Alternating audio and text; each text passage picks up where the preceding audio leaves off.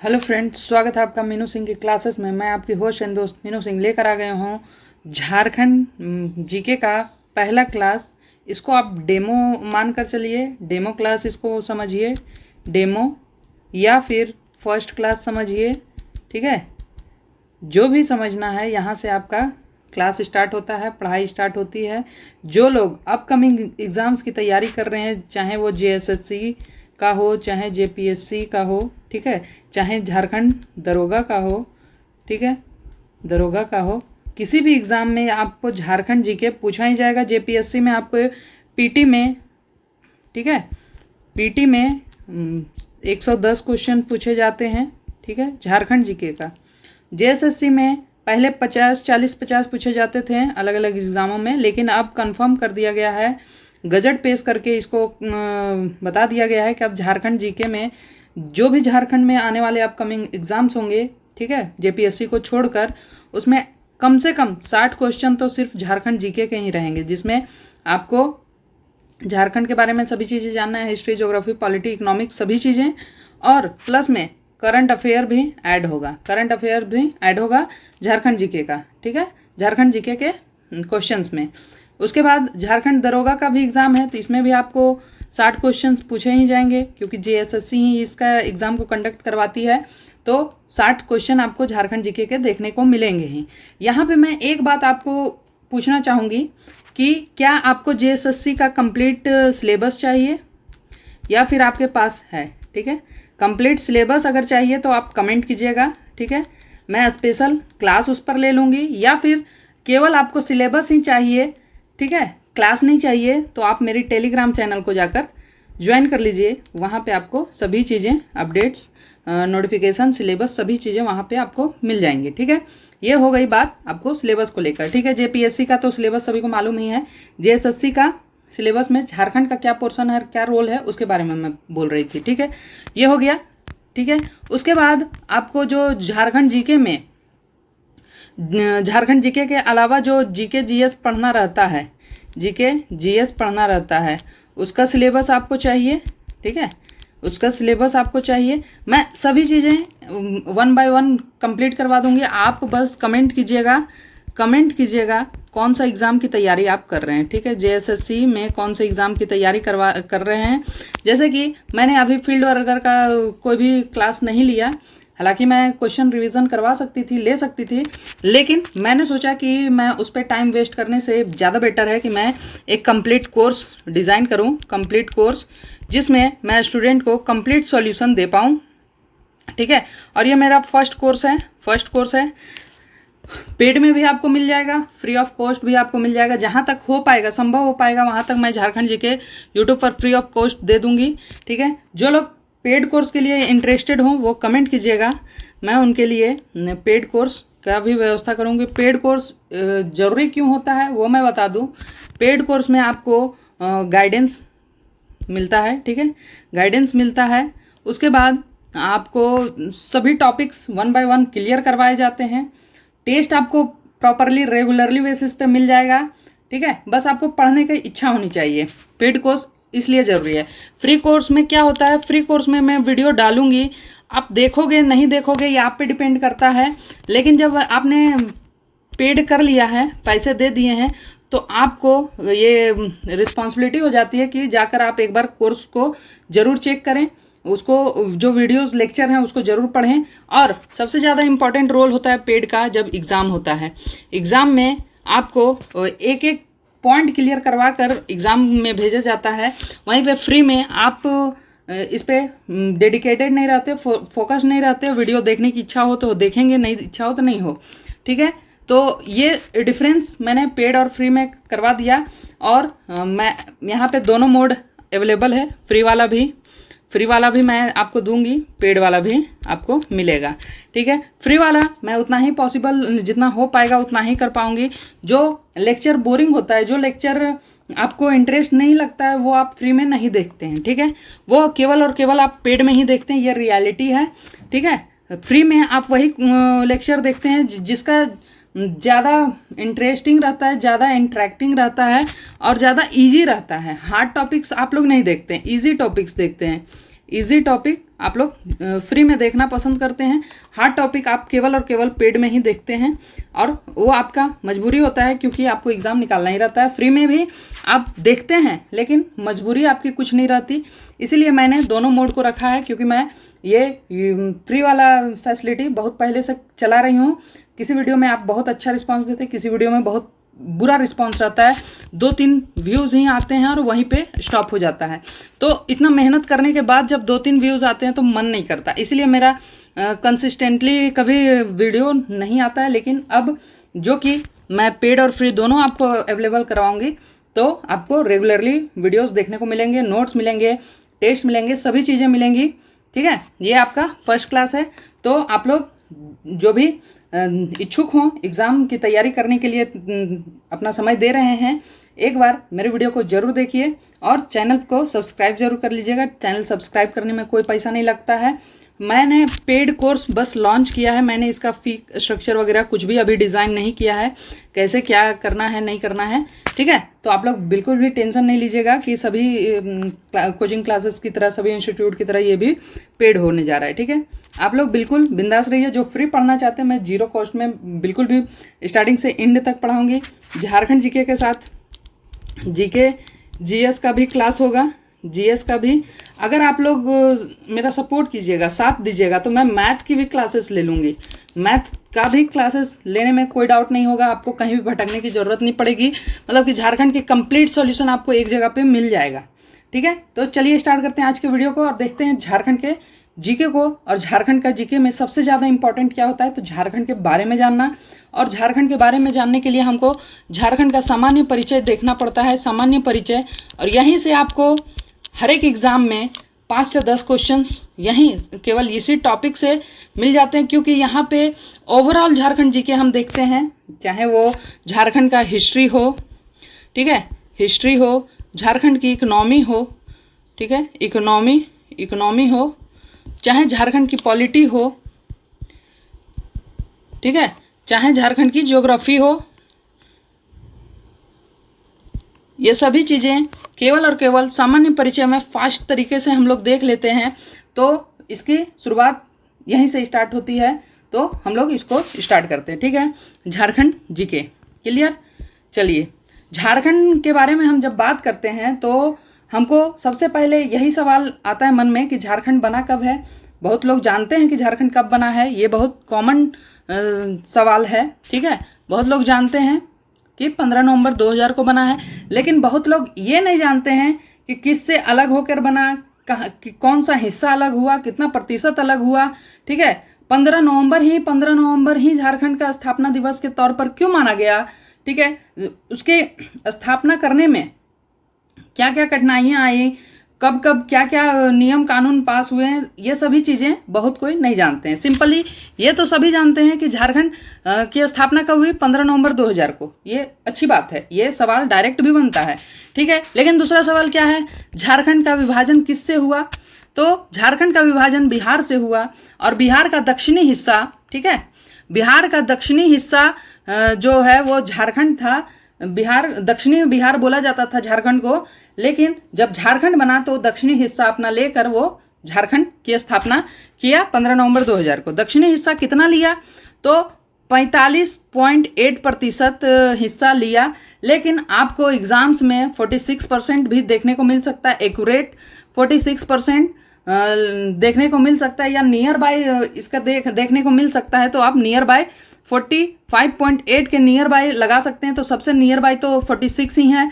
ठीक है, उसके अलावा ये आपको जानना है कि बिहार से अलग होकर तो हुआ, लेकिन कितना हिस्सा, तो 46% या 45.8% हिस्सा लेकर बना। ठीक है, आपको कोई भी डाउट होगा, कहीं पे भी डाउट होगा, तो आप लोग बिंदास कमेंट करके पूछ लीजिएगा, वो आपका डाउट अगले क्लासेस में रिजॉल्व कर दिया जाएगा। ठीक है, चलिए, ये तो हो गया हिस्सा लेकर अलग हुआ। ठीक है, अब 15 नवंबर ही क्यों चुना गया, तो 15 नवंबर जो था वो झारखंड के लिए बहुत खास माना गया।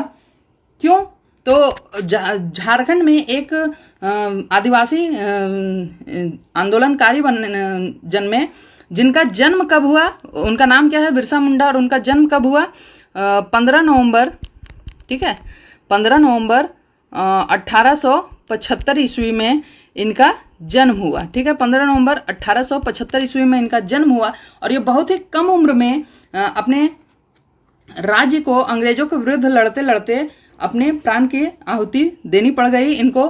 बताया जाता है कि 1900 में जून 1900 में इनकी मृत्यु जेल में ही हो गई और जेल से रिपोर्ट ये आया कि इनको हैजा की बीमारी थी। ठीक है, हैजा होने के कारण इनकी मौत हो गई थी जेल में ही। ये 1900 में केवल 25 साल की उम्र में ही इनकी देहांत हो गई। ठीक है, और ये झारखंड में भगवान के रूप में जाने गए, भगवान बिरसा मुंडा के नाम से हम लोग जानते हैं इनको, भगवान बिरसा मुंडा के नाम से। इनका जन्म दिवस ही 15 नवंबर को था। तो जब झारखंड अलग हो रहा था तो नियर बाय जो डेट हमको देखने को मिला वो 15 नवंबर ही देखने को मिला और 15 नवंबर हमारे भगवान बिरसा मुंडा का जन्म दिवस भी था। और एक खास चीज़ और थी कि वो उस समय उनकी 125वीं जन्म तिथि थी, जयंती थी। तो उनको हम क्या बोलते हैं उसको, उनको उपहार के तौर पर हम जो ये झारखंड का निर्माण था वो उपहार के तौर पर देना चाहते थे। इसीलिए उनकी 125वीं जयंती पर झारखंड को घोषित किया गया स्थापना दिवस के तौर पर। ठीक है, उनको उपहार के उपलक्ष्य में ये उपहार के स्वरूप झारखंड दिवस मनाया गया। ठीक है, 125वीं जयंती पर। ठीक है, वैसा ही फिर हमारे जो प्रेजेंट प्रधानमंत्री हैं श्री नरेंद्र मोदी जी, ठीक है, उन्होंने 15 नवंबर 2021 को जनजातीय गौरव दिवस घोषित किया। 15 नवंबर 2021 को जनजातीय गौरव दिवस, ये भी भगवान बिरसा मुंडा के जन्म दिवस पर ही घोषित किया गया कि इस दिवस को अब हम जनजातीय गौरव दिवस के रूप में मानेंगे। हमने तो 125वीं जयंती पर झारखंड स्थापना दिवस करके उनको जन्म का उपहार दे दिया। वैसे ही प्रधानमंत्री जी भी इनके जो गौरव गाथा था उनसे प्रभावित होकर, ठीक है, इनको एक भेंट जयंती पर एक भेंट जनजातीय गौरव दिवस के रूप में दिए।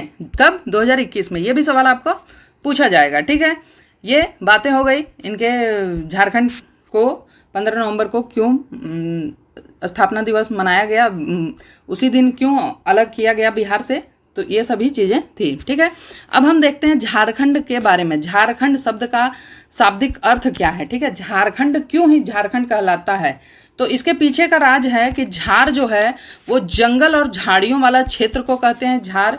ठीक है, झाड़ बोलते हैं ना हम लोग, घर के आसपास कहीं जंगल झाड़ रहते तो उसको बोलते हैं ना कि जंगल झाड़ के वाला क्षेत्र है, यहाँ पे झाड़ बहुत सारे हैं, तो जंगल झाड़ वाला क्षेत्र था। और खंड मतलब होता है भूभाग, तो जंगल झाड़ वाले भूभाग को झारखंड नाम दिया गया। ठीक है, नामकरण के पीछे का क्या रीजन था? जंगल की बहुलता यहाँ पे थी। ठीक है, जंगल की बहुलता के कारण इसको झारखंड बोला गया। क्लियर? अब आगे हम लोग देखते हैं तो इसका ऐतिहासिक परिचय के बारे में हम देखेंगे। ऐतिहासिक परिचय जो है वो आपको सर्वप्रथम झारखंड का साक्ष्य कहाँ पे मिलता है? केवल झारखंड का साक्ष्य, झारखंड नहीं, झारखंड का साक्ष्य। झारखंड दो समय हमें मिला है। एक तो साक्ष्य के रूप में मिला जो कि ऐत्र ब्राह्मण में मिलता है, झारखंड को ऐत्र ब्राह्मण में मिला है। और इसको ऐत्र ब्राह्मण में अगर किसी को मालूम है तो कमेंट जरूर कीजिएगा कि इसे ऐत्र ब्राह्मण में झारखंड को किस नाम से जाना गया है, किस नाम से देखा गया है। ठीक है, ये पहली बार हमें झारखंड का साक्ष्य मिला था ऐत्र ब्राह्मण में। क्लियर? अब दूसरी बार कब साक्ष्य मिला? तो दूसरी बार जब साक्ष्य मिला तो झारखंड शब्द का ही साक्ष्य मिला। ठीक है, सर्वप्रथम झारखंड शब्द का प्रयोग झारखंड के लिए कब किया गया? तो 13वीं सदी के ताम्रपत्र में झारखंड को झारखंड कहा गया है। ठीक है, झारखंड को झारखंड 13वीं सदी के ताम्रपत्र में कहा गया है। ऐत्र ब्राह्मण में क्या कहा गया, ये हमें आप इसके नामों के बारे में पढ़ना पड़ता है, उपनाम। ठीक है, झारखंड के विभिन्न नामों से जाना जाता था, तो उपनाम के बारे में हम जब पढ़ते हैं तब हम इसे मालूम करते हैं।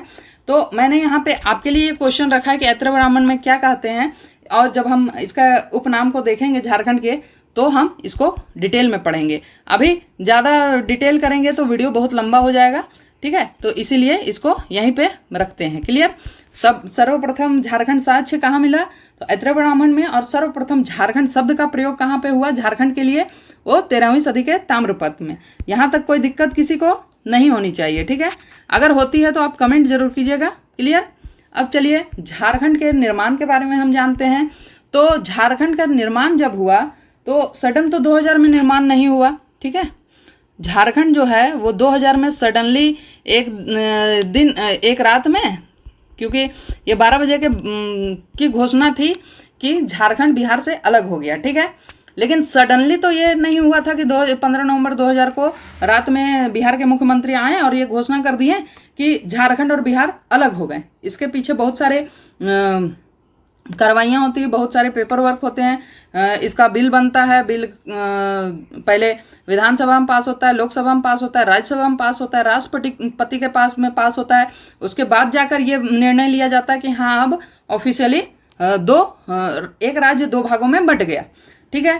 तो इसकी कहानी शुरू कहाँ से हुई इसके बारे में हमको देखना पड़ेगा।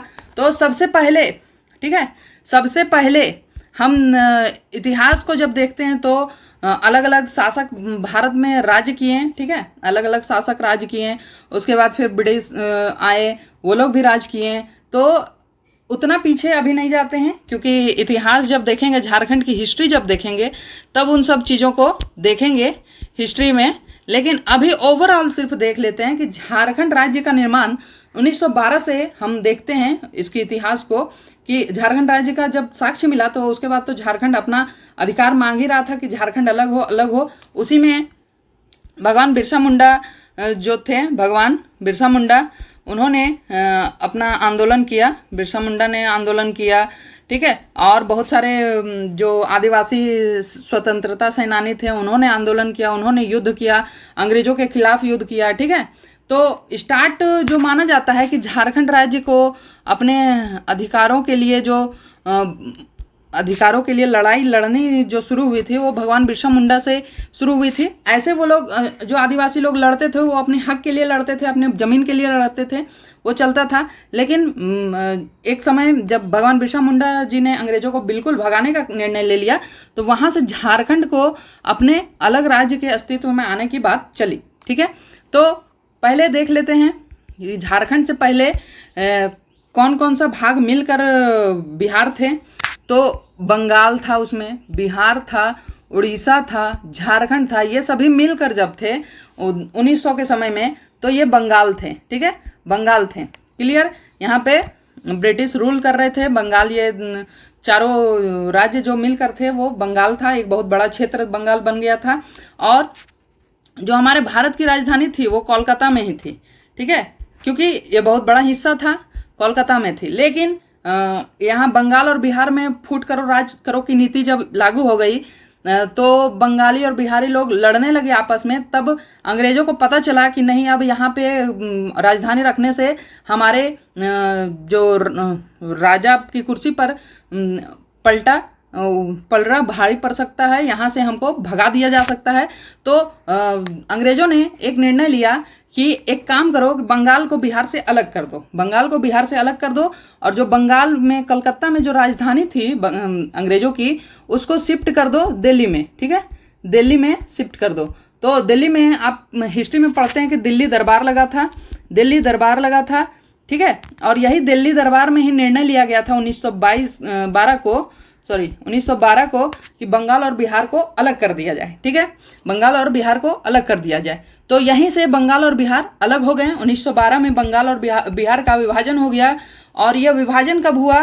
तो ये भी 22 मार्च 1912 को बंगाल से बिहार अलग हुआ। और बिहार आज भी अपनी स्थापना दिवस, ठीक है, 22 मार्च को मनाता है बिहार दिवस के रूप में। वहाँ के मुख्यमंत्री जो थे, तत्कालीन मुख्यमंत्री नीतीश कुमार, ये घोषित किए थे कि 22 मार्च को हम लोग बिहार दिवस मनाएंगे, ठीक है, उसकी स्थापना दिवस के दिन ही, ठीक है। तो ये बिहार अलग हो गया बंगाल से। उसके बाद बचा बिहार। जब अलग हुआ तो फिर बिहार में कौन कौन बच गए? तो बिहार में आपका बिहार बच गया, उड़ीसा बच गया, उड़ीसा, और झारखंड बच गया। ये तीनों राज्य बच गए बिहार में। तो ये तीनों मिलकर बिहार बन गए। 1912 से लेकर 1936 तक। 1936 तक ये तीनों राज्य थे, बिहार, उड़ीसा और झारखंड। जब उड़ीसा ने विद्रोह किया बिहार से कि नहीं, अब मुझे भी अपना अलग राज्य बना लेना चाहिए, बंगाल अलग राज्य बन गया है, मैं भी अलग राज्य बन जाऊं, तो 1 अप्रैल 1936 को उड़ीसा अपने अस्तित्व में आता है और उड़ीसा का गठन होता है। उड़ीसा बिहार से अलग हो जाता है, ठीक है। 1936 को बिहार से उड़ीसा अलग हो जाता है। क्लियर? तो यहाँ से बिहार निकल गया, उड़ीसा निकल गया, बंगाल निकल गया। अब क्या बचा? अब पूरा बिहार बच गया, जिसमें झारखंड था और बिहार था। बिहार था और झारखंड था, ठीक है। झारखंड और बिहार। अब झारखंड और बिहार था तो आंदोलन तो हो ही रहे थे। इसी में बहुत सारे स्वतंत्रता सेनानी आए, जिसमें सबसे प्रमुख तौर पर नाम लिया जाता है जयपाल सिंह मुंडा का, जिन्होंने झारखंड अलग राज्य बनाने का पुरजोर समर्थन किया और वो इसको अलग अलग जगहों पर उठाते रहें और इसके लिए एकदम दृढ़ता से खड़े रहें, ठीक है। जयपाल सिंह मुंडा, इनके बारे में भी हम आने वाले वीडियोस में देखेंगे, पढ़ेंगे, सीखेंगे। उसी के साथ एक नाम और आता है, वो है शिबू सोरेन, जो कि वर्तमान मुख्यमंत्री हेमंत सोरेन के पिताजी हैं। और उनके 2 दोस्त जो थे आपका AK रॉय और शिबू सोरेन, ठीक है। शिबू सोरेन, एक मिनट, शिबू सोरेन, AK रॉय और विनोद बिहारी महतो, बीबी महतो, एक मिनट, महतो, ठीक है। ये तीनों दोस्त थे। इन्होंने JMM का गठन किया। JMM का गठन किया, कब किया, कैसे किया, वो सभी चीज़ें आगे देखेंगे, नहीं तो वीडियो बहुत लंबा हो जाएगा। JMM का गठन किया और झारखंड को अलग करने की मतलब पुरजोर आंदोलन करने लगे, ठीक है। ये मुख्य आंदोलनकारियों में से एक थे, ठीक है। शिबू सोरेन को भी जो झारखंड राज्य बनाने का श्रेय जाता है वो शिबू सोरेन को भी जाता है, जयपाल सिंह मुंडा को भी जाता है। ये सभी बहुत सारे झारखंड को बनाने के लिए बहुत मेहनत किए हैं, ठीक है। तो ये हो गया। अब झारखंड राज्य बना 15 नवंबर 2000 को, ठीक है। झारखंड का गठन हुआ किस राज्य के रूप में? तो 28वें राज्य के रूप में 15 नवंबर को झारखंड अस्तित्व में आया। यहीं पे 3 राज्य बने थे 2000 में, 1 नवंबर को और 1 नवंबर को, 9 नवंबर को और 15 नवंबर को। 1 नवंबर को, ठीक है, छत्तीसगढ़ अलग हुआ था, 9 नवंबर को उत्तराखंड अलग हुआ था और 15 नवंबर को झारखंड अलग हुआ था, ठीक है। ये तीनों राज्य 2000 में बने। अब झारखंड राज्य का गठन प्रक्रिया कैसे हुआ वो मैं बताऊं। वहाँ झारखंड राज्य का गठन प्रक्रिया तो 1912 से ही स्टार्ट हो गया था। 1912 में शुरुआत हुआ। फिर उड़ीसा और झारखंड दोनों अलग अलग राज्य की डिमांड कर रहे थे, तो उड़ीसा को 1936 में अलग कर दिया गया। उसके बाद झारखंड अकेला बच गया जो अलग राज्य की डिमांड कर रहा था, तो झारखंड आंदोलन करते करते वो 15 नवंबर को वो भी अलग राज्य का दर्जा प्राप्त कर लेता है। अब बिहार में है कि मिथिलांचल अलग राज्य का डिमांड कर रहा है। यहीं पे जो झारखंड अलग राज्य जब हो रहा था तो बिल पास हुए, ठीक है। बिल पास हुए 1998 में बिल पास हुआ वनांचल के नाम से, ठीक है। वनांचल अलग राज्य बने, इसके नाम से बिल पास हुआ 1998 में। लेकिन इस बिल को रद्द कर दिया गया। ये बिल पास नहीं हो पाया बिहार विधानसभा में, ये बिल को मंजूरी नहीं मिली, ठीक है, ये हट गया। हालांकि आप जान सकते हो कि अगर वनांचल के बारे में पूछा जाए तो आप बता सकते हो कि वनांचल झारखंड को ही कहा जाता है, ठीक है। वनांचल के नाम से झारखंड को ही जाना जाता है। क्लियर? तो ये हो गया कि 98 में ये बिल रद्द कर दिया गया। अब फिर आंदोलन बढ़ गया। आंदोलन जब बढ़ा तो 2000 में 25 अप्रैल 2000 को बिहार विधानसभा में बिहार राज्य पुनर्गठन विधेयक 2000 को मंजूरी दी गई, ठीक है। और ये किस नाम से था? तो ये झारखंड राज्य के नाम से था। झारखंड राज्य के नाम से ये विधेयक गया, बिहार राज्य पुनर्गठन विधेयक। यहाँ पे सवाल ये पूछा जाता है कि झारखंड अलग करने के लिए कौन सा विधेयक पेश किया गया था बिहार विधानसभा में? तो वो यही विधेयक था, बिहार राज्य पुनर्गठन विधेयक 2000। बिहार राज्य पुनर्गठन विधेयक 2000 जो 25 अप्रैल 2000 को बिहार विधानसभा में मंजूरी दी गई, ठीक है। उसके बाद फिर 2 अगस्त 2000 को लोकसभा ने बिहार राज्य पुनर्गठन विधेयक 2000 को मंजूरी दे दिया। ठीक है, लोकसभा में ये पेश हुआ, पहले विधानसभा, बिहार के विधानसभा में पेश हुआ, फिर हमारे लोकसभा में ये बिल पेश किया गया। ठीक है, लोकसभा में 2 अगस्त को ये मंजूरी हो गई। और ये सभी डेटें आपको याद रखनी है। ये डेट आपको याद रखना है कि झारखंड राज्य गठन की प्रक्रिया कैसे हुई। 25 अप्रैल को बिहार विधानसभा में बिहार राज्य पुनर्गठन विधेयक 2000 की मंजूरी मिली। 2 अगस्त को लोकसभा में इसको मंजूरी दी गई। 11 अगस्त को राज्यसभा में इसकी मंजूरी दी गई और 25 अगस्त को राष्ट्रपति द्वारा इस पे स्वीकृति प्रदान किया गया। किस पे? बिहार राज्य पुनर्गठन विधेयक 2000 पे। ठीक है, 25 अगस्त को 2000 को राष्ट्रपति ने इस विधेयक पर मंजूरी स्वीकृति की और तभी जाकर बिहार से झारखंड बनने के लिए ऑफिशियली अनाउंस किया गया कि अब झारखंड बिहार से अलग हो रहा है। ठीक है, जब क्योंकि राष्ट्रपति ने स्वीकृति दी थी, राष्ट्रपति प्रथम नागरिक होता है हमारे देश का, तो उसने जब स्वीकृति दे दी तो फिर किसी के पास कोई किंतु परंतु नहीं रहा। ठीक है, अब आपका सवाल आएगा कि राष्ट्रपति जो राज्य हमारा बनता है, अलग राज्य बनता है, वो किस नियम कानून से बनता है? भाई कोई नियम कानून तो होना चाहिए ना। कुछ भी हम करते हैं तो नियम कानून हमें बताया जाता है, संविधान पढ़ाया जाता है। तो राज्यों को बनाने के लिए क्या संविधान होता है, क्या क्राइटेरिया होता है, किस संविधान के अंदर वो आता है? ठीक है, तो भारतीय संविधान में इसके बारे में एक स्पेशल भाग दिया गया है, पार्ट दिया गया है। वो भाग है आपका 1। भारतीय संविधान में भाग 1 में दिया गया है ये अधिकार कि आप नए राज्य बना सकते हैं, राज्यों का परिसीमन बढ़ा सकते हैं, ये सभी चीजें दी गई है। ये पॉलिटी का पार्ट है। ठीक है, जब हम उसको पढ़ेंगे तब हम ये समझ पाएंगे। ठीक है, तो ये कब किस भाग में है?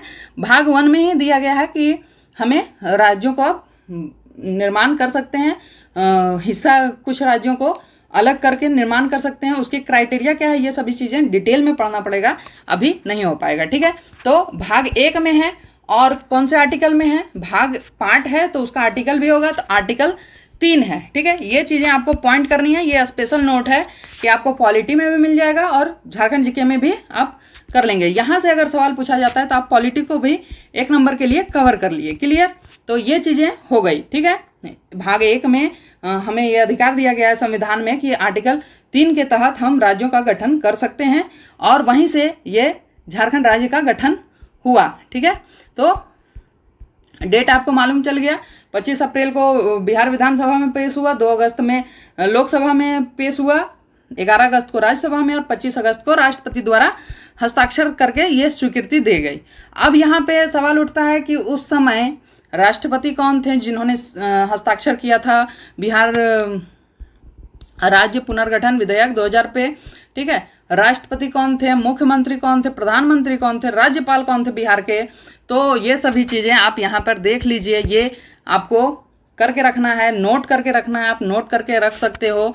ठीक है, ताकि दिक्कत ना जाए। भारत के राष्ट्रपति, तत्कालीन राष्ट्रपति थे के.आर. नारायणन। के.आर. नारायणन ने ही झारखंड के राज्य की मंजूरी दी थी बिहार राज्य पुनर्गठन विधेयक 2000 पर। के.आर. नारायणन का ही हस्ताक्षर हुआ था। ठीक है, उस समय भारत के प्रधानमंत्री थे अटल बिहारी वाजपेयी। ठीक है, और ये बीजेपी से संबंधित थे। बीजेपी से बिहार के मुख्यमंत्री कौन थी? तो राबड़ी देवी, ये लालू यादव की पत्नी थी, हैं। ठीक है, सॉरी पत्नी हैं, लेकिन उस समय वो मुख्यमंत्री थी। ठीक है, अभी ये नहीं है। ठीक है, तो राबड़ी देवी उस समय मुख्यमंत्री थी जब झारखंड का निर्माण हो रहा था। और बिहार में राज्यपाल कौन थे? तो विनोद चंद्र पांडे बिहार के राज्यपाल थे। ठीक है, ये सभी नाम आपको याद रखना है, एग्जाम में पूछा जाता है। क्लियर? अब मैंने यहाँ पे अटल बिहारी वाजपेयी के बारे में क्यों बताया कि बीजेपी में है।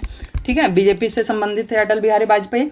तो बिहार से झारखंड राज्य का निर्माण जब हो रहा था तो इन्होंने बहुत सहयोग किया और जो हमारे झारखंड के प्रथम मुख्यमंत्री जो बने वो थे आपके बाबूलाल मरांडी। बाबूलाल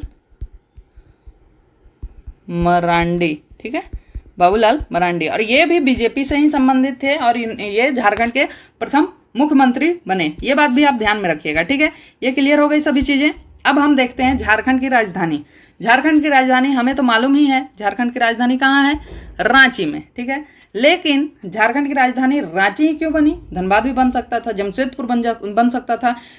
झारखंड में इंडस्ट्रियल कैपिटल जमशेदपुर को बोला जाता है, तो वो क्यों नहीं बना, वहाँ पे उद्योग पहले से ही थे, 1907 से ही वहाँ पे उद्योग किया जा रहा था।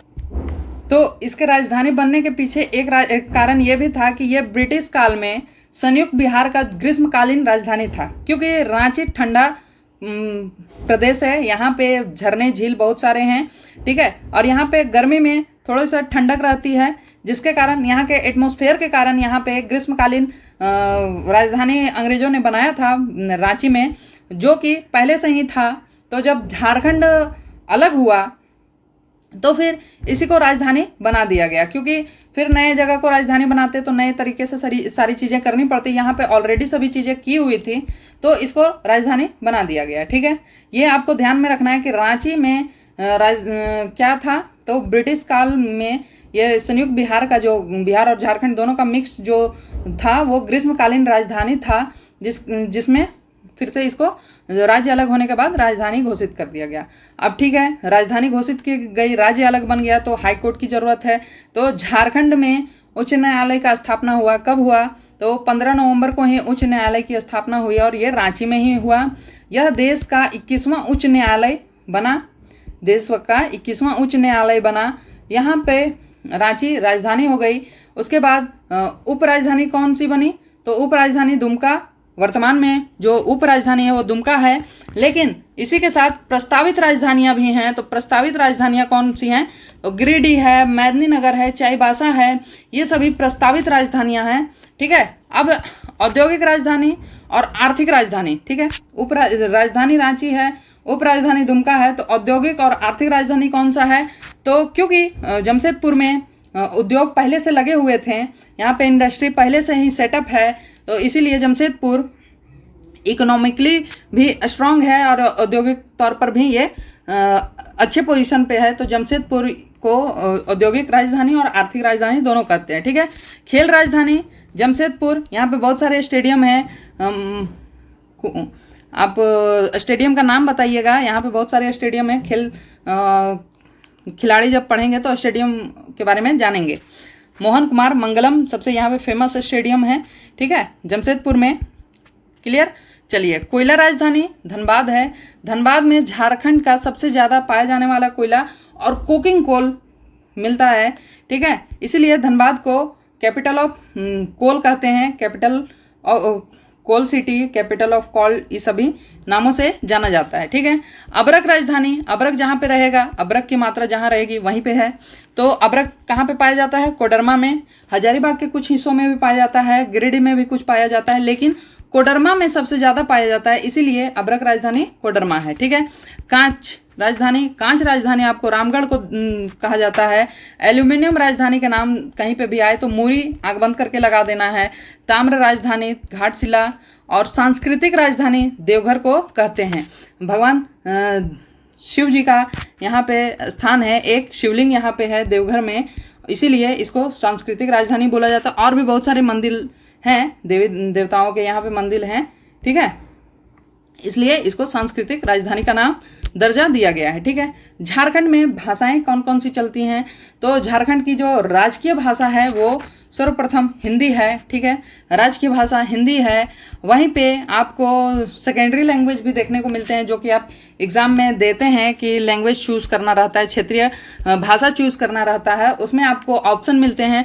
लगभग 16 लैंग्वेज हैं झारखंड में द्वितीय राजकीय भाषा में।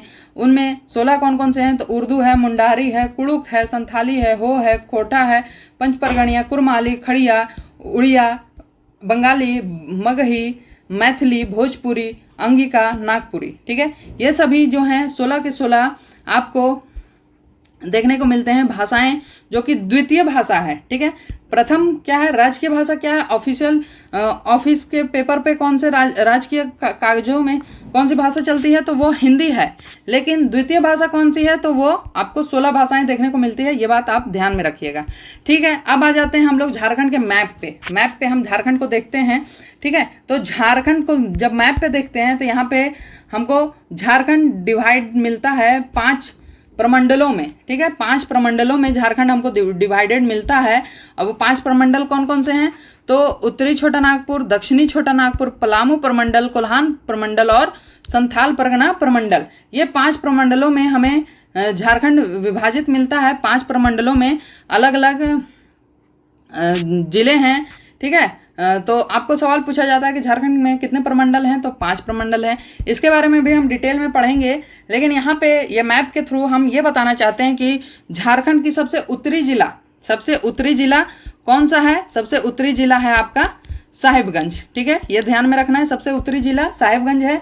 सबसे पूर्वी जिला कौन है? तो ये तो नहीं होगा। सबसे पूर्वी जिला यहाँ पे पाकुड़ को माना जाता है, क्योंकि जो साहिबगंज से थोड़ा सा इसका बॉर्डर निकला हुआ है, इसीलिए सबसे पूर्वी जिला। ऐसे पहले पाकुड़ साहिबगंज ही पूर्वी जिला भी हुआ करता था, ठीक है, लेकिन अब क्योंकि थोड़ा सा मैप में इसका एरिया निकला हुआ है, तो पूर्वी जिला जो है वो पाकुड़ को माना गया, ठीक है। वैसा ही दक्षिणी जिला जो है वो पश्चिमी सिंहभूम है, वेस्ट सिंहभूम है दक्षिणी जिला, और पश्चिमी जिला जो है वो है गढ़वा, जो कि यूपी और छत्तीसगढ़ से अपनी सीमा साझा करता है, गढ़वा, ठीक है। ये सबसे पश्चिमी जिला है। ये चीज़ें भी आपको ध्यान में रखनी है।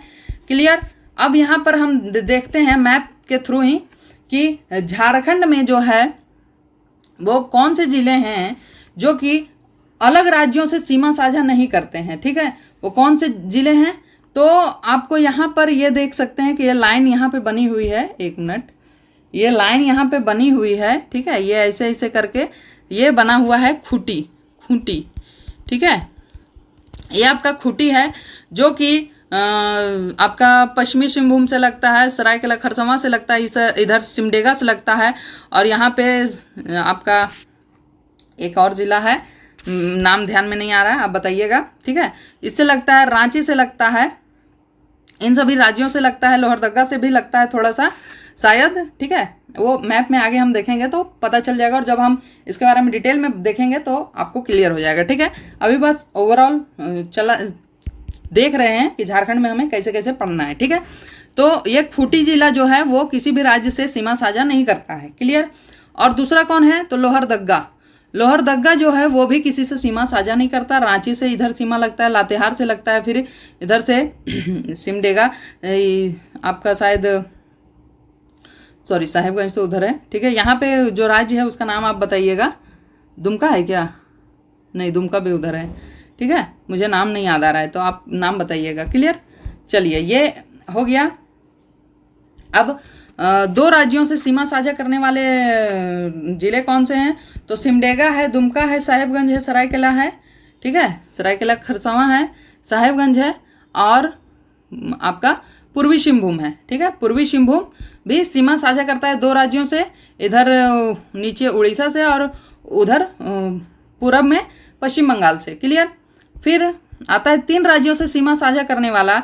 तो 3 राज्यों से सीमा साझा करता है कौन? तो केवल एक जिला ही सीमा साझा करता है 3 राज्यों से, और वो है गढ़वा, ठीक है। कौन जिला है? गढ़वा है। गढ़वा आपको 3 राज्यों से सीमा साझा करता है, यूपी, बिहार और छत्तीसगढ़ से, ठीक है। वर्तमान में हमारे सीएम कौन है? तो सीएम हमारे मालूम ही है, श्री हेमंत सोरेन जी हैं, श्री हेमंत सोरेन, ठीक है। ये झारखंड में अब तक सबसे ज़्यादा बार सीएम बनने वाले, सीएम पद का शपथ लेने वाले सीएम बन चुके हैं। ये 4 बार सीएम बन चुके हैं, 4 बार। अभी तक कोई भी 4 बार सीएम नहीं बना है, तो ये इनके नाम का रिकॉर्ड है, ठीक है। वर्तमान में राज्यपाल कौन है झारखंड के? तो संतोष गंगवार हैं। ये सभी चीज़ें आपको क्लियर हो गए। अब चलिए, हम झारखंड के बारे में बेसिक जानकारियाँ देख लिए। अब हम देखते हैं झारखंड के प्रतीक चिन्ह को, ठीक है। झारखंड के प्रतीक चिन्ह को हम देखते हैं कि झारखंड का प्रतीक चिन्ह क्या है।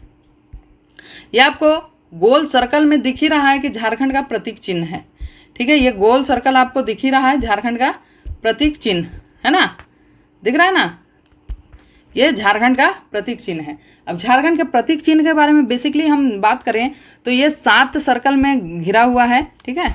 7 सर्कल में है। इस सर्कल का नंबर ऑफ सर्कल कितने हैं? तो 7 हैं। यहाँ से सवाल पूछा जाता है तो आप क्लियर जवाब दे पाएंगे, ठीक है। 7 सर्कल हैं, 7 में अलग अलग चीज़ें दी गई है। अगर आप बाहर से देखते हैं तो प्रथम सर्कल जो है वो ये है, पहला, दूसरा ये है, तीसरा ये है, चौथा ये है, ठीक है, पांचवा ये है, छठा ये डॉट डॉट है और सातवां ये आपका अशोक स्तंभ है, ठीक है। लेकिन वही आप अगर अंदर से देखते हैं तो उल्टा हो जाता है। सातवां जो है वो पहला बन जाएगा, ठीक है, छठा जो है वो दूसरा बन जाएगा, पांचवा तीसरा बन जाएगा, चौथा जो है वो चौथा ही रहेगा, ठीक है, तीसरा जो है वो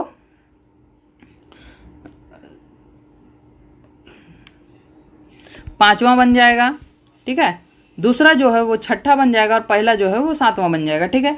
ये आपको अपने नॉलेज के हिसाब से काम करना है कि कैसे पहला होगा, दूसरा होगा, तीसरा होगा, चौथा होगा, पांचवा होगा, ठीक है।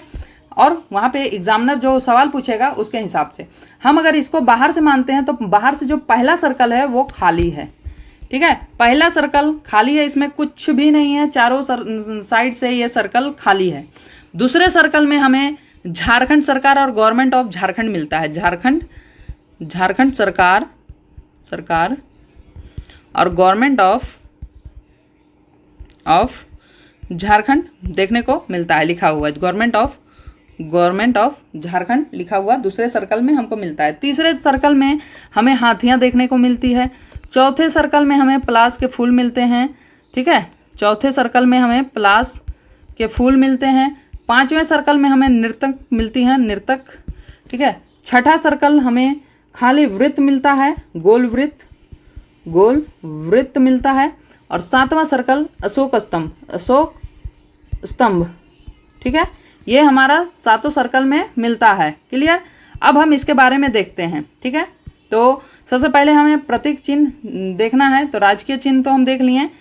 उसके राजकीय वृक्ष क्या है, तो राजकीय वृक्ष हमारा साल है, जिसको वैज्ञानिक नाम सोरेया रोबस्टा है, ठीक है। राजकीय पुष्प क्या है, तो पलाश है, जो कि हमें झारखंड के प्रतीक चिन्ह में मिला, पलाश का फूल, जो कि इसका वैज्ञानिक नाम जो है बुटिया मोनोस्पर्मा है, ठीक है, वैज्ञानिक नाम बुटिया मोनोस्पर्मा पलाश के फूल का वैज्ञानिक नाम है। साल का सोरेया रोबस्टा है, ये पेड़ है, वृक्ष है, और ये पलाश फूल है, ठीक है। क्लियर। अब राजकीय पशु क्या है, तो हाथी है। हाथी को वैज्ञानिक नाम क्या है, तो एलिफस मैक्सिमस इसका वैज्ञानिक नाम है।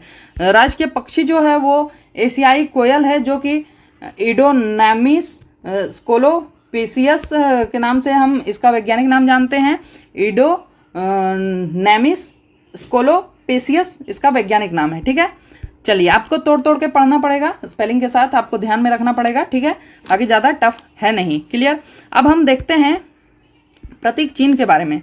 14 अगस्त 2000 को आर्यभट्ट सभागार में राज्य के नए राज्य चिन्ह का अनावरण किया गया, ठीक है। 14 अगस्त को 2020 में अनावरण किया गया। इससे पहले दूसरा प्रतीक चिन्ह था, ठीक है, जो कि चारों तरफ से जे बना हुआ था, ऐसे जे बना हुआ था चारों साइड से, वो भी हरे रंग से ही था, ठीक है। लेकिन ये नया प्रतीक चिन्ह है। क्लियर। 14 अगस्त को आर्यभट्ट सभागार में राज्य के नए प्रतीक चिन्ह का अनावरण हुआ और 15 अगस्त से प्रभावी हो गया 2020 में, जब लॉकडाउन चल रहा था। क्लियर। 2020 में 15 अगस्त को ये प्रभावी हो गया।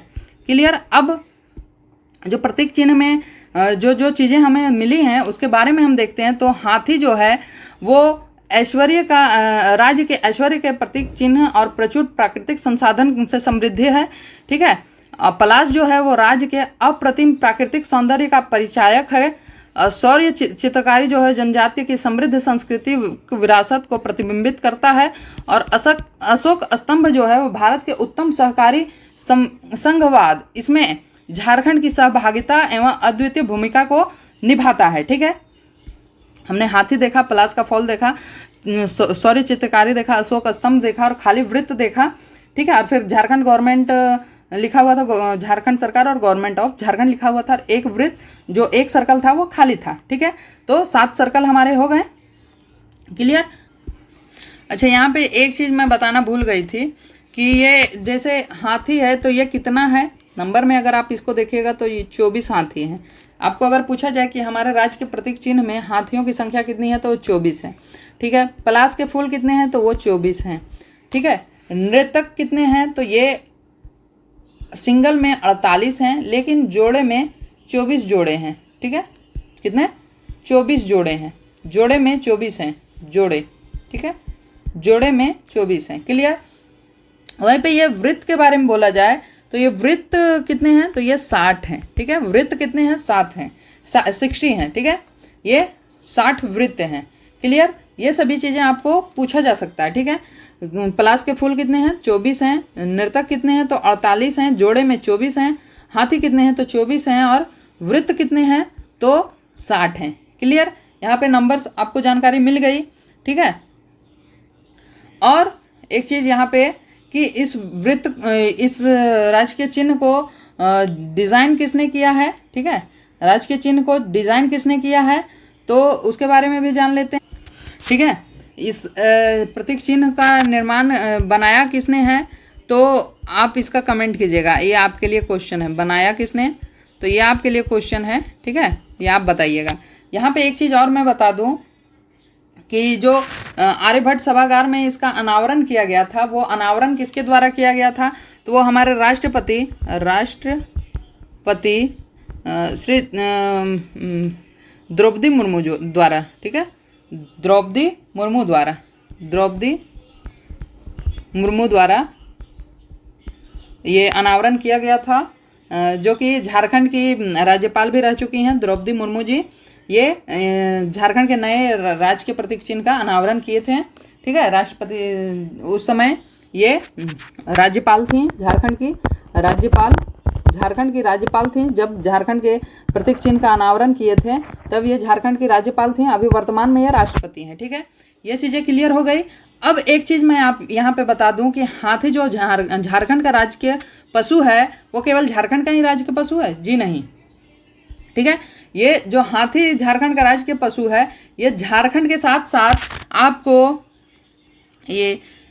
देखने को मिलता है कि झारखंड के साथ साथ ये केरल और कर्नाटक का भी राजकीय पशु है, ठीक है। केरल कर्नाटक का भी राजकीय पशु है, ठीक है। हाथी केरल कर्नाटक के साथ साथ झारखंड का भी राजकीय पशु है। वहीं पे पलाश का फूल भी क्या झारखंड का ही प्रतीक चिन्ह में आता है, नहीं। पलाश का फूल झारखंड का ही राजकीय पुष्प है, नहीं।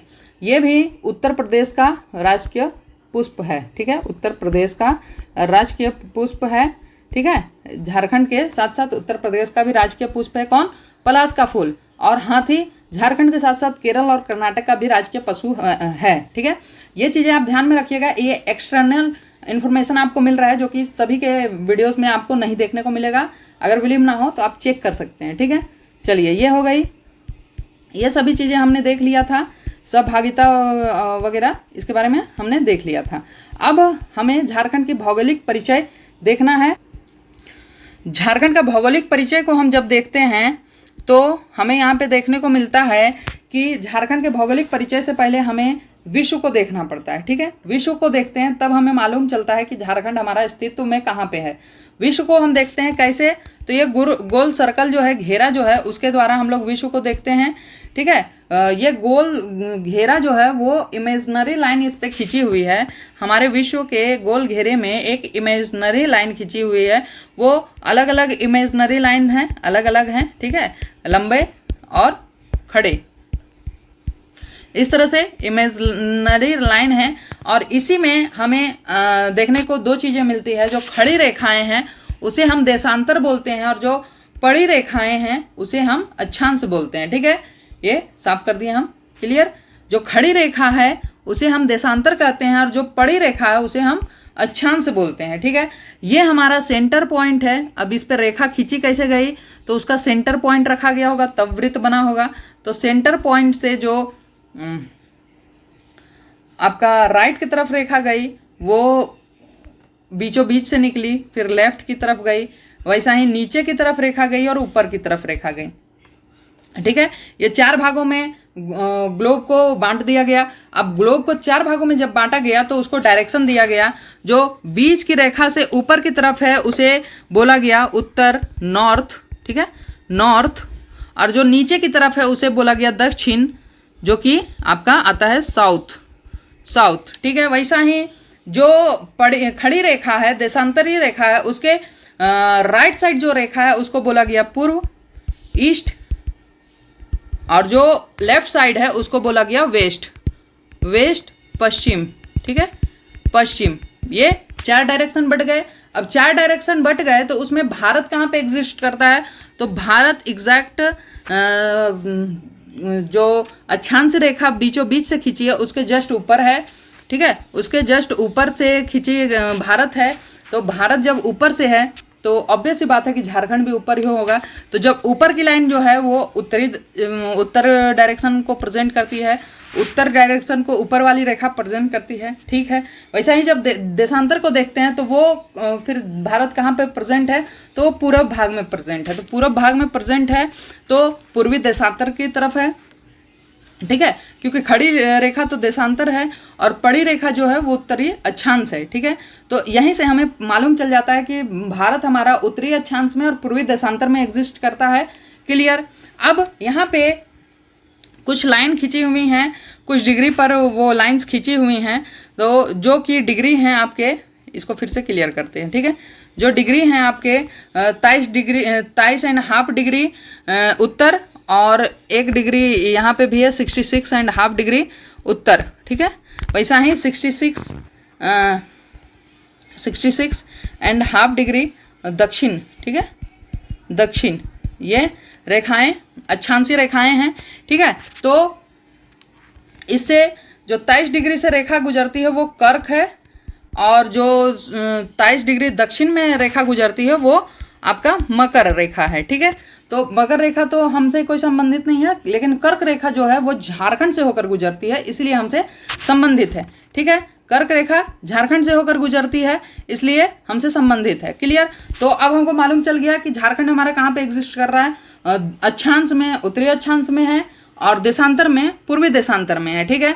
और कर्क रेखा के बीचों बीच से गुजर रही है। कर्क रेखा हमारे झारखंड के 5 जिलों से होकर गुजर रही है, वो सभी हम देख लेंगे, ठीक है। तो अब हमको डिसाइड करना है कि अक्षांशीय विस्तार हमारा झारखंड का कितना है।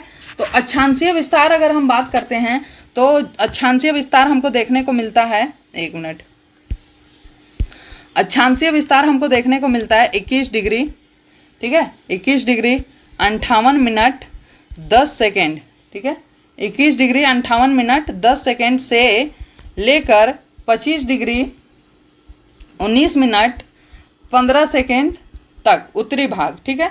उत्तरी अक्षांश में ये हमको देखने को मिलता है अक्षांशीय विस्तार, उत्तरी अक्षांश। क्लियर। देशांतर विस्तार में हम देखेंगे तो देशांतरीय विस्तार हमारा है 83 degree 19 minute 50 second, 83 degree 19 minute 50 second से, ठीक है, 19 मिनट 50 सेकेंड से 87 डिग्री 57 मिनट, ठीक है। ये कहाँ है? तो ये पूर्वी में है। यहाँ तक आपने बातों को समझ लिया होगा कि अक्षांश और देशांतर कैसे निकलता है। अगर आपको याद भी नहीं है तब भी आप ग्लोब को इमेजिनरी ग्लोब बनाकर उसको देखकर लाइनिंग खींच कर आप देख सकते हैं कि 23 डिग्री कर्क रेखा पर हमारा एग्जिस्ट कर रहा है और मकर रेखा से हमको कोई संबंध नहीं है, तो दक्षिण में तो आएगा नहीं, उत्तर में आएगा। उत्तर में भी अगर देशांतर हम देखते हैं तो हमारा पूरब साइड राइट हैंड में हमारा भारत बन रहा है, तो भारत में ही हमारा झारखंड भी है, तो वो राइट में पूर्वी देशांतर में बन जाएगा, ठीक है। इसको याद भी नहीं करते तब भी, लेकिन नंबर्स आपको याद रखने पड़ेंगे। 21 डिग्री 58 मिनट 10 सेकेंड से लेकर 25 डिग्री 19 मिनट 15 सेकेंड तक देशांतर, 83 डिग्री 19 मिनट 50 सेकेंड से लेकर 87 डिग्री 57 मिनट पूर्वी देशांतर है, ठीक है। ये सभी चीज़ें हो गई। अब मैंने बात किया कि कर्क रेखा हमारे झारखंड से होकर गुजर रही थी, कर्क रेखा हमारे झारखंड से होकर गुजर रही थी, तो कर्क रेखा किस किस जिलों से होकर गुजर रही थी? तो वो लातेहार, लोहरदगा, गुमला, रांची में भी कांके और ओरमांझी से और रामगढ़ के गोला से होकर गुजर रही थी, ठीक है। ये हमारे कर्क रेखा लोहरदगा, लातेहार, गुमला, रांची, रामगढ़ से होकर गुजर रही है, जिसमें रांची में कांके और ओरमांझी के द्वारा जा रही है और रामगढ़ में गोला से क्रॉस कर रही है, ठीक है। वैसे ही भारत में भी हमारे कितने राज्यों से गुजरती है ये आप बताने का प्रयास कीजिएगा, ठीक है। अब हम झारखंड के मैप को फिर से देखते हैं। यहाँ पे हम झारखंड के मैप को देखेंगे किस लिए? तो अब हमको आकृति और विस्तार देखना है इसका, ठीक है। आकृति और विस्तार, तो झारखंड, ये हमारा झारखंड का मानचित्र है। इस मानचित्र में हमको क्या देखना है कि झारखंड के पूरे उत्तर में कौन सा राज्य है, ठीक है। झारखंड कितने राज्यों से घिरा हुआ है? तो झारखंड 5 राज्यों से घिरा हुआ है, 5 राज्यों से घिरा हुआ है, घिरा है, ठीक है, कौन कौन से? बिहार, बंगाल, उड़ीसा, छत्तीसगढ़, उत्तर प्रदेश। ठीक है, उसमें हमको सवाल पूछता है कि झारखंड के उत्तर में कौन सा राज्य है, तो झारखंड के उत्तर में कौन सा राज्य है, देख लीजिए। ये हमारा उत्तर भाग है, उत्तर में बिहार है। ठीक है, ये हमारा पूर्वी भाग है, पूरब में पश्चिम बंगाल है। ये हमारा दक्षिणी भाग है। ठीक है, ये हमारा दक्षिणी भाग है, दक्षिण में उड़ीसा है। ये हमारा पश्चिमी भाग है, पश्चिम में छत्तीसगढ़ है। और ये हमारा उत्तर पश्चिम भाग है, उत्तर पश्चिम भाग में हमें यूपी देखने को मिलता है। और यूपी केवल एक जिले से लगता है, वो है गढ़वा। ठीक है, उत्तर प्रदेश कितने जिलों से, बिहार कितने जिलों से लगता है हमारा? बिहार से हमारे झारखंड के 10 जिले अपनी सीमा साझा करते हैं। वैसे ही पश्चिम बंगाल से कितने जिले सीमा साझा करते हैं, तो 10 जिले। उड़ीसा से कितने जिले सीमा साझा करते हैं, तो 4 जिले। छत्तीसगढ़ से 4 जिले और यूपी से केवल 1 जिला गढ़वा सीमा साझा करता है। ठीक है, ये हो गया। अगर हम आकृति की बात करें यहीं पे, तो आकृति में हम ये लाइन खींच सकते हैं। ये हमारा चौड़ाई है। ठीक है, ये हमारा चौड़ाई है, ये हमारा लंबाई है ना, ये हमारा लंबाई है। ठीक है, ये हमारा लंबाई आ गया और ये चौड़ाई। तो ये चौड़ाई कितना है, 1 मिनट, ये चौड़ाई कितना है, तो ये चौड़ाई 463 किलोमीटर स्क्वायर है। ये चौड़ाई 463 किलोमीटर स्क्वायर है। ये लंबाई कितनी है, तो ये लंबाई 360 किलोमीटर, 360 है, 380 है, 1 मिनट देख लेते हैं। हाँ, 380 है। ठीक है, ये चौड़ाई चौड़ाई 463 किलोमीटर है स्क्वायर और लंबाई कितनी है, तो 380 किलोमीटर स्क्वायर है। ठीक है, ये हमारी झारखंड की क्षेत्र लंबाई और चौड़ाई है। ठीक है, कितना भागों में है वो क्लियर। अब यहाँ पे पूछा जाता है कि झारखंड की आकृति कैसी है, तो झारखंड की आकृति हमें कैसे देखने को मिल रही है? झारखंड की आकृति हमें कैसे देखने को मिल रही है, तो ये चतुर्भुजाकार है। चतुर्भुजाकार आकृति कैसी है, चतुर्भुजाकार है। क्लियर, ये आकृति चतुर्भुजाकार है। यहाँ पे वही चीज़ें हमने बताई है आकृति और विस्तार में। आकृति कैसी है, चतुर्भुजाकार है, वहाँ पे मैंने आपको दिखा दिया। लंबाई कितनी है, 380 किलोमीटर उत्तर से दक्षिण है। चौड़ाई 463 किलोमीटर पूर्व से पश्चिम है। कुल क्षेत्रफल जो है झारखंड का वो है 79,714 किलोमीटर स्क्वायर। ठीक है, कुल क्षेत्रफल ये झारखंड सरकार के डाटा है। ठीक है, झारखंड सरकार की डाटा है 79,714 किलोमीटर स्क्वायर। वहीं पे एक डाटा हमको कंफ्यूज करता है, 79,716 किलोमीटर स्क्वायर, ये क्या है? तो ये है आपका फॉरेस्ट रिपोर्ट की डाटा। ये फॉरेस्ट रिपोर्ट के अकॉर्डिंग आपको देना होता है। अगर झारखंड सरकार के द्वारा झारखंड की कुल क्षेत्रफल पूछा जाए तो 14 होगा, और अगर फॉरेस्ट रिपोर्ट के अकॉर्डिंग पूछा जाए तो 16 होगा। बस 2 किलोमीटर का डिफरेंस है। क्लियर। अब भारत के कुल क्षेत्रफल का हिस्सा कितना है, तो भारत के कुल क्षेत्रफल का हिस्सा प्रतिशत में हम देखते हैं तो 2.42% हिस्सा है। ठीक है, 2.42% हिस्सा है। भारत में स्थान झारखंड का कितना नंबर का है, क्षेत्रफल में 15वां स्थान है। ठीक है, क्षेत्रफल में 15वां स्थान है। ग्रामीण क्षेत्रफल कितना है, तो 77,922 किलोमीटर स्क्वायर है। 97.75% इसका प्रतिशत में देखते हैं कि ग्रामीण क्षेत्र है। और शहरी क्षेत्र कितना है, तो 1792 किलोमीटर स्क्वायर, जो कि शहरी क्षेत्र का प्रतिशत 2.25% ही मात्र है। ठीक है, ये सभी चीज़ें हो गई। अब जिलों के क्षेत्रफल के बारे में हम बात करते हैं तो जिलों में सबसे बड़ा जिला कौन सा है, पश्चिमी Singhbhum. Area wise 7,224 kilometre square इसका एरिया है। सबसे छोटा जिला जो है वो रामगढ़ है, जिसका एरिया कितना है, 1341 किलोमीटर स्क्वायर। रामगढ़ आपका 2007 में अलग हुआ था। ठीक है, किससे, हजारीबाग से। क्लियर, ये सभी चीज़ें हम डिटेल में आगे के क्लासेस में देखेंगे। ठीक है, जलवायु की कृषि के बारे में हम देखते हैं तो जलवायु का प्रकार कैसा है, तो उष्णकटिबंधीय मानसून प्रकार है, क्योंकि ये हमारा कर्क रेखा से होकर गुजरती है।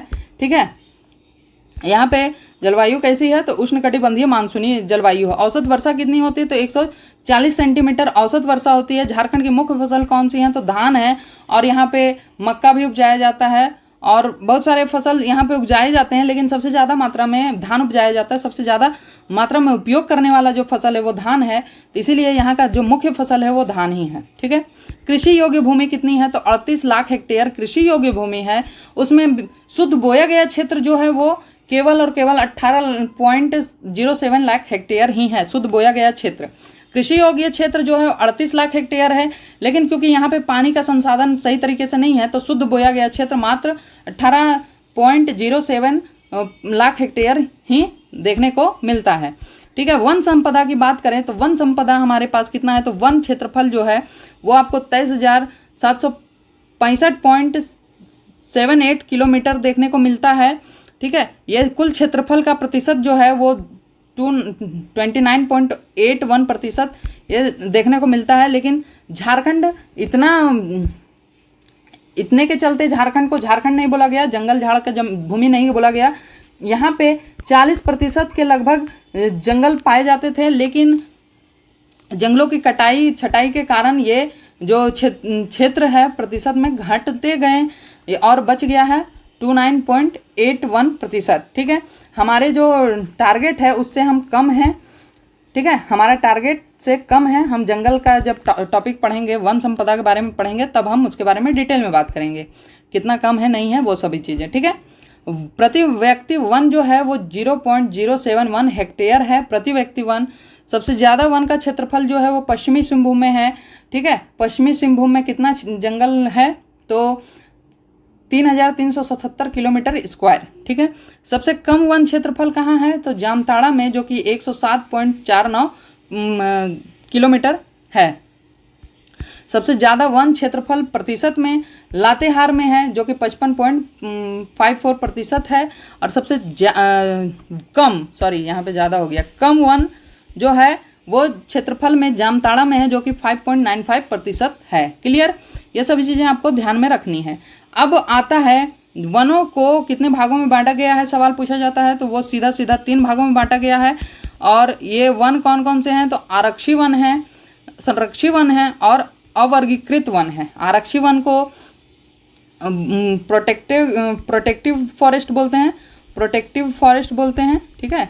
यहाँ पे जानवरों तक को भी चरने की अनुमति नहीं है। ठीक है। संरक्षित मतलब इसको सिक्योर्ड फॉरेस्ट बोलते हैं। यहाँ पे जानवर आ सकते हैं, चरवाहे आ सकते हैं। ठीक है। लेकिन पेड़ पौधों को काट नहीं सकते हैं। ठीक है। लेकिन आरक्षी वन में जानवर चरवाहा के लिए भी नहीं आ सकते, चरने के लिए भी नहीं आ सकते। ठीक है। तो संरक्षी वन कितने हैं, तो 18.93%। और अब वर्गीकृत वन, जिसको अनक्लियर्ड फॉरेस्ट बोल सकते हैं, वो है 7.14%। ठीक है। यहाँ पे आरक्षी वन के बारे में अगर बात करें, आरक्षी वन इतना घना वन होता है जिसमें धूप भी सीधे तौर पर ज़मीन तक नहीं पहुँच पाती है। ठीक है। यह आरक्षी वन होता है। संरक्षी वन में थोड़े थोड़े गैप होते हैं जिसमें धूप जमीन तक आती है। और अवर्गीकृत वन जो होते हैं, जिसमें जंगल जो होते हैं वो दूर दूर पेड़ पौधे अलग अलग आपस में जुड़े हुए नहीं रहते हैं, उसको अवर्गीकृत वन कहते हैं। ठीक है। ये सभी चीज़ें आपका क्लियर हो गया। अब बाकी चीज़ें हम अगले क्लास में पढ़ेंगे। यहाँ पे हमने झारखंड का इंट्रोडक्शन, कैसा लगा आपको ये क्लास, कैसा मेरा पढ़ाने का अंदाज कैसा लगा, वो सभी चीज़ें आप कमेंट कर सकते हैं। जो शुरू से अंत तक वीडियो को देखे हैं, पढ़ने में मज़ा आया नहीं आया, सभी चीज़ें आप बता सकते हैं। और लास्ट में thank you for watching. Video पसंद आया हो तो लाइक कीजिएगा, शेयर कीजिएगा अपने दोस्तों में, और चैनल को सब्सक्राइब जरूर कीजिएगा। यहाँ पे जेपीएससी जेएसएससी की कंप्लीट जो प्रिपरेशन है उसके लिए यूट्यूब चैनल के साथ साथ टेलीग्राम चैनल को भी ज्वाइन कर लीजिए। आपके लिए बेहतरीन कंटेंट आते रहेंगे। और सपोर्ट ज़रूर कीजिए। ठीक है। सपोर्ट कीजिए, थोड़ा सा सपोर्ट का ज़रूरत है। ठीक है। मिलते हैं नेक्स्ट वीडियो में। बेहतरीन क्लास स्टार्ट हो चुका है, अब रेगुलर बेसिस पे आपको वीडियोस मिलेंगे। कोशिश रहेगा हमारा हमेशा कि आपको अपडेटेड रखें, अपना नॉलेज आपसे शेयर करें। ठीक है। मोटिवेट करें। और आप लोग तैयार रहिए। जो चाहते हैं कि हमको कंप्लीट झारखंड का फ्री में कोर्स मिल जाए, वो लोग यूट्यूब चैनल ज्वाइन कर लीजिए, सब्सक्राइब कर लीजिए। और जो लोग चाहते हैं कि पेड चाहिए, मुझे पर्सनली गाइडेंस चाहिए, मुझे पर्सनली इंस्ट्रक्शन के साथ पढ़ना है, गाइडेंस के साथ पढ़ना है, तो वो भी कमेंट कीजिएगा, उनके लिए भी सुविधा प्रोवाइड की जाएगी। ठीक है, बिल्कुल। चलिए मिलते हैं नेक्स्ट वीडियो में, तब तक के लिए जय हिंद, थैंक यू।